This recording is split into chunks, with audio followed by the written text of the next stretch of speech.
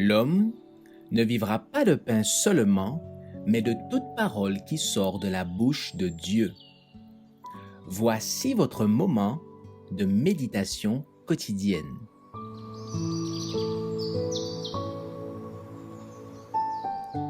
Maranatha.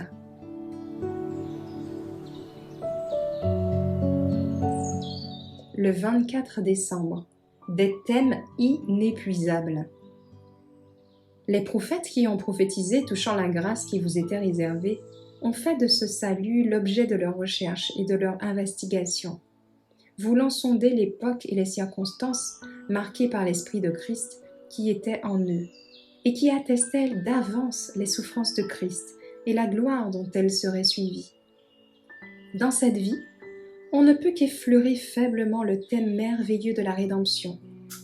Notre intelligence bornée peut s'évertuer à sonder avec une profonde attention l'ignominie et la gloire, la vie et la mort, la justice et la miséricorde qui se donnent rendez-vous à la croix.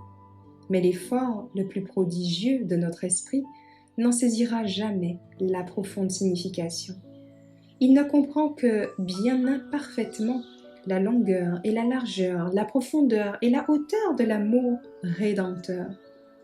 Même quand ils verront comment ils sont vus, quand ils connaîtront comme ils sont connus, les élus ne comprendront pas entièrement le plan de la rédemption. Au cours des siècles éternels, la vérité ne cessera de se dévoiler devant leur esprit étonné et ravi.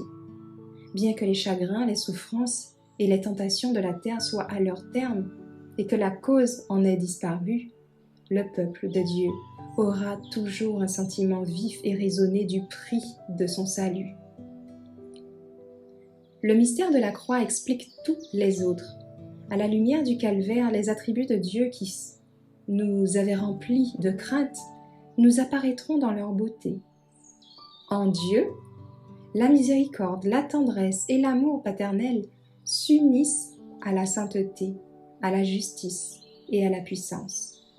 Tout en contemplant la majesté de son trône, on voit mieux que jamais l'amour qui constitue son caractère, et l'on comprend la valeur de ce titre affectueux, notre Père.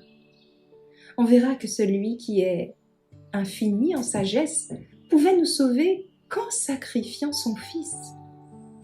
Son dédommagement pour ce sacrifice sera la joie de peupler la terre d'êtres rachetés, saints, heureux, immortels.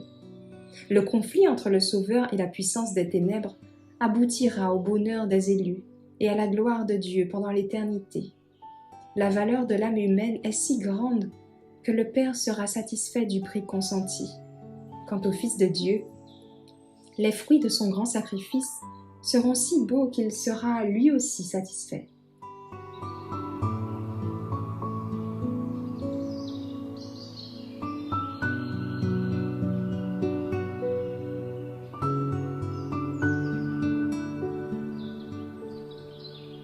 Merci d'avoir écouté cette présentation.